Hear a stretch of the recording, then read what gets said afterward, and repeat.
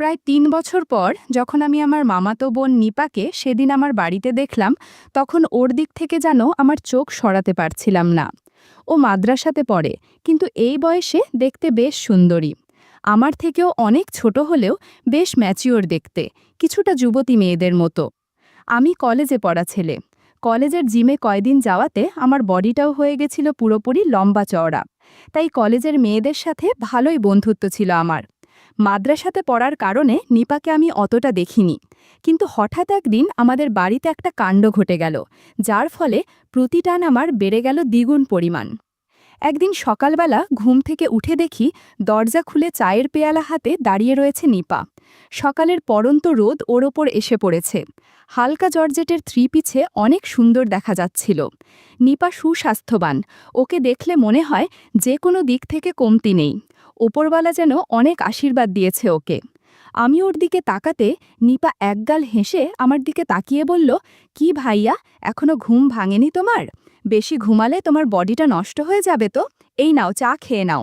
এই বলে নিপা আমার খাটের পাশের চেয়ারটায় নিজের হাতের কাফের পেয়ারালাটা রাখল। তারপর আমার পাশেই খাটে বসল। তারপর আমার দিকে মুখ করে একটু ঝুঁকে বলল, গুড মর্নিং। আমি ওকে গুড মর্নিং বলে খাটের ওপর উঠে বসলাম। এরপর চা খেতে খেতে নিপার সাথে নানান কথা বলতে বলতে ওর প্রতি যেন মুগ্ধ হয়ে যাচ্ছিলাম। কিছুক্ষণ পর নিপা চলে গেল, আর আমি বাথরুমে ঢুকলাম আর শ্যাম্পু ফেলে ফ্রেশ হয়ে নিলাম। সকালের পরিবেশটা যেন হঠাৎ করেই একটু অন্যরকম হয়ে উঠল আমার।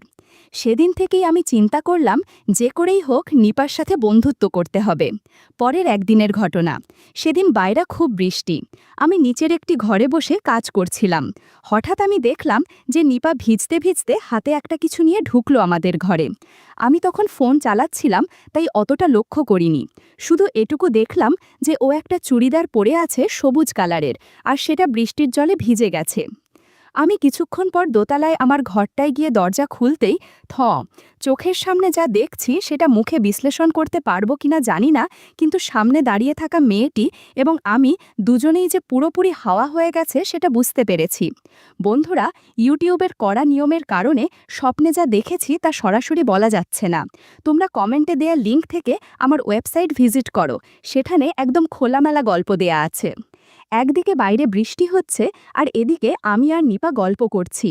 প্রায় ৩০ মিনিট গল্প করার পর দেখি সারা ঘর ওগোছালো হয়ে গেছে।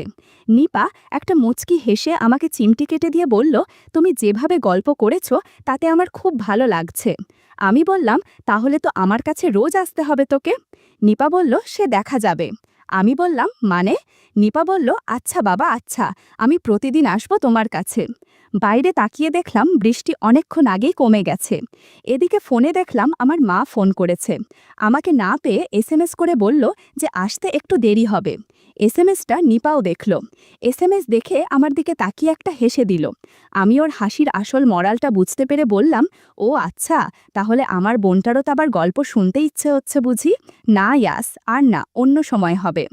এরপর থেকে আমি আর নিপা বিভিন্ন জায়গায় বিভিন্ন রকম গল্প করেছি।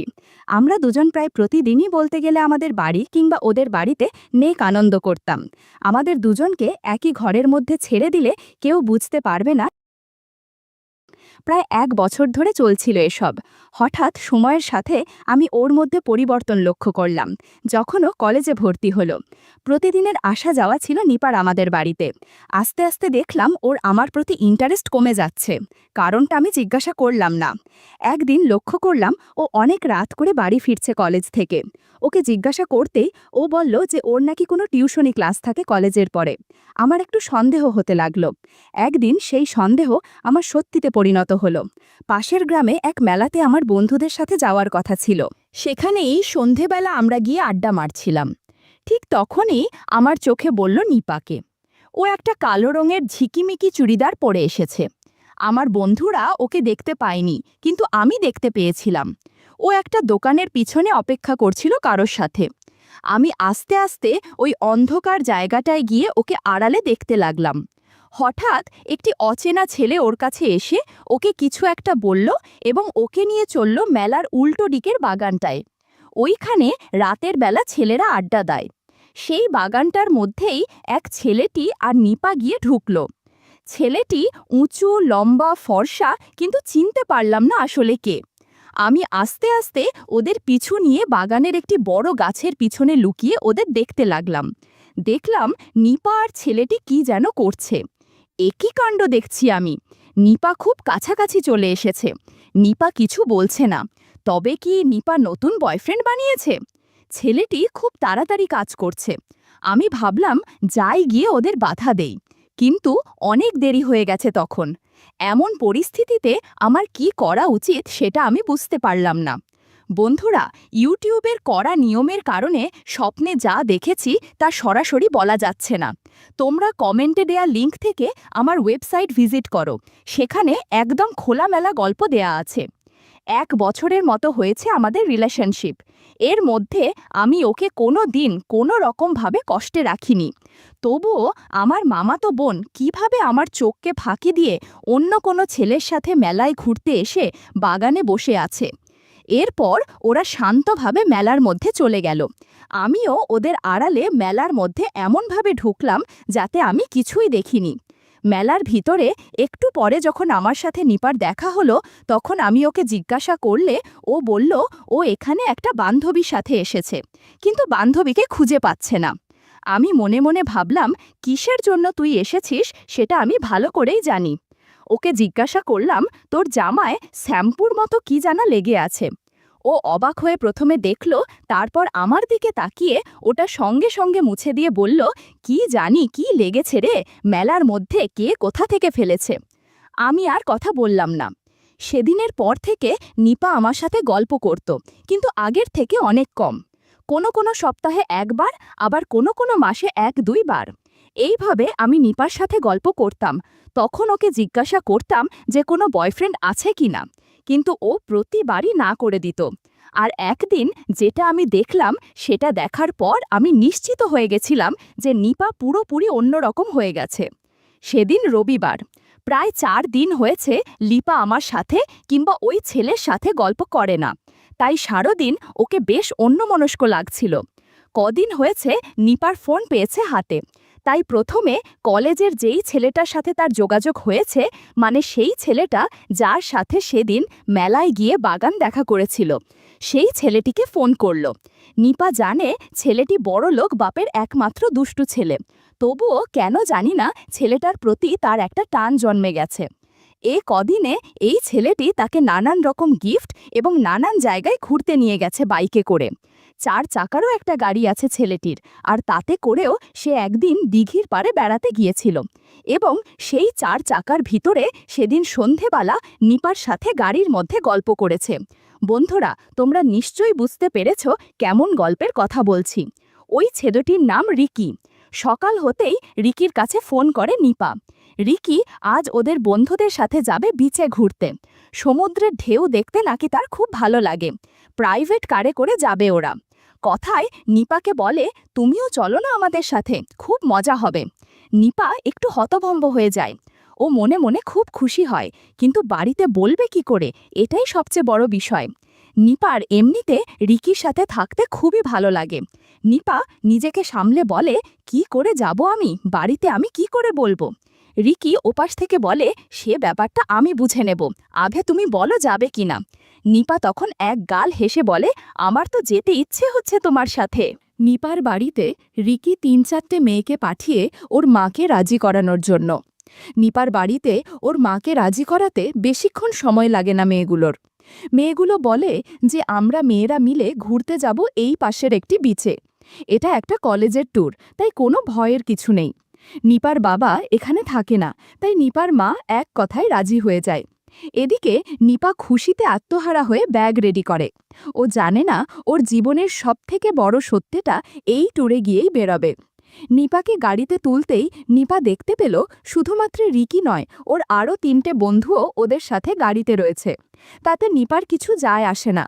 জার্নি করে একটি ভিলাতে পৌঁছে পুরো ভিলাটাই ভাড়া করে নেয় রিকি। একটি রুমে রিকি আর নিপা, অন্যটিতে ওই 3টে বন্ধু। পুরো ভিলাটা পুরো নির্জন এলাকায়, আশেপাশে তেমন একটা জনমানুষই নেই। যেতে যেতে বিকেল হয়ে যায়, তাই তাড়াতাড়ি সমুদ্রের পাড় দেখার জন্য ওরা বেরিয়ে পড়ে।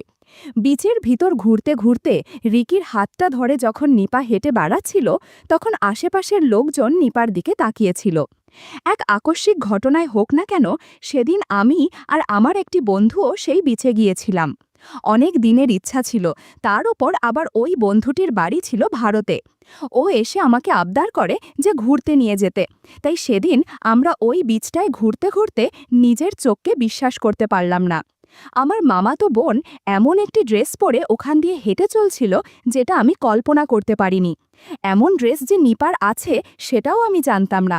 নিশ্চয়ই সেই ছেলেটি ওকে দিয়েছে। আমি দূর থেকে লক্ষ্য করতে লাগলাম ওকে। ওরা আস্তে আস্তে জলে নামল স্নান করার জন্য। ছেলেটিকে আমি চিনতে পারলাম, হ্যাঁ, রিকি ওর নাম।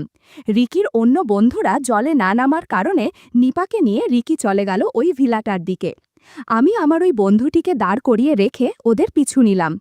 ভিলাটিতে কোনো লোক না থাকার কারণে নিপা আর রিকি যে ঘরটিতে ঢুকল, ঠিক আমি তার পিছন দিকটাই দিয়ে গেলাম। বড় বড় জানালা দিয়ে ঘরের দৃশ্য প্রায় সবই দেখা যায়। আশেপাশে অন্ধকার হয়ে যাওয়ার কারণে আমাকে কেউ দেখতে পারছিল না। ঘরের ভেতর আলো থাকায় আমি ঘরে স্পষ্ট দৃশ্য দেখতে পাচ্ছিলাম। নিপাকে ঘরের ভিতর নিয়ে ছেলেটি একটা তোয়ালে দিল আর নিজেও চলে গেল অন্য ঘরে। আমি ওদের দেখছিলাম আর অবাক হচ্ছিলাম। আরও অবাক হলাম যখন দেখলাম রিকির ৩ বন্ধুও এসেছে। ৪ জন নিপার সাথে ঘণ্টাখানেক গল্প করেছে, আড্ডা দিয়েছে। একটু পর আমি হোটেলের উদ্দেশ্যে রওনা দিলাম। সেদিনের পর থেকে নিপা যেন আরও বেপরোয়া হয়ে উঠল। একদিন আমাদের একটি অনুষ্ঠানে ওকে বোরখা পরে যাওয়ার কথা ছিল। সেই অনুষ্ঠানে আমিও উপস্থিত ছিলাম। প্রত্যেকটা মেয়েই বোরখা পরে সেখানে এসেছিল, শুধু নিপা বাদে। সেদিন দুপুরবেলায় যখন ওই অনুষ্ঠানে আমি ওকে দেখলাম, তখন আমি ইশারা করে ওকে ডাকলাম একটি কোণার ঘরে। অনেক দিন ধরে ওর সাথে গল্প করা হয় না। নিপার দেখা নেই প্রায় ১ সপ্তাহ হয়ে গেছে, তাই ভাবলাম আজ নিপার সাথে একটু গল্প করব। নিপা আমার ডাক যেন বুঝতে পারল। ও লোকজনকে আড়াল করে ঠিক চলে আসলো এই ঘরটায়। আমি ওকে রিকি আর ওর ৩ বন্ধুর কথা কিছুই জানালাম না, কেননা নিপা মাঝে মধ্যে আমার সাথেও গল্প করে, তাই বাড়তি করে আর ডিস্টার্ব করিনি জিজ্ঞাসা করে। আমার কাজ নিপার সাথে গল্প করা, যে ভাবনা সেই কাজ। আমরা গল্প করতে শুরু করলাম। একটু পরে বৃষ্টি শুরু হলো, সাথে মেঘের গর্জন, যার ফলে আমাদের গল্পের শব্দ কেউ শুনতে পাচ্ছিল না। এতে আমাদের ভালোই সুবিধা হচ্ছিল। আজকের পর থেকে নিপার জীবন সম্পূর্ণ বদলে গেল।